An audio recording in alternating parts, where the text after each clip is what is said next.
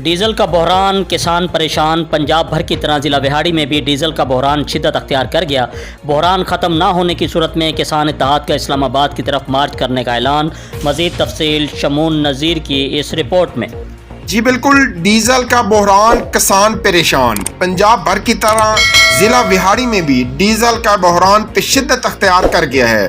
Petroleum association का कहना है कि पेट्रोल पंप से महदूद पैमाने पर डीजल की सप्लाई जारी रखे हुए हैं, क्योंकि पेट्रोलियम कंपनियों ने डीजल की तरसील रोक दी है। डीजल के साथ ही पेट्रोल का बहरान भी सर उठाने लगा है। मौजूदा स्टॉक से किसानों और ट्रांसपोर्टर्स को डीजल की फराहम कर रहे हैं।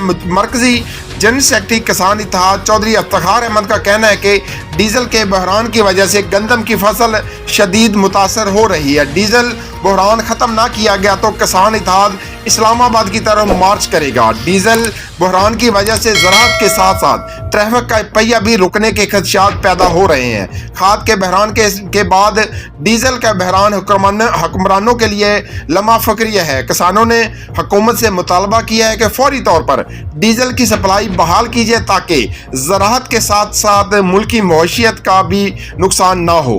कैमरामैन टीम के साथ मोहम्मद शमून नज़ीर, विहाड़ी। मज़ीद खबरों और अपडेट से बाखबर रहने के लिए देखते रहिए एशियन न्यूज़ HD।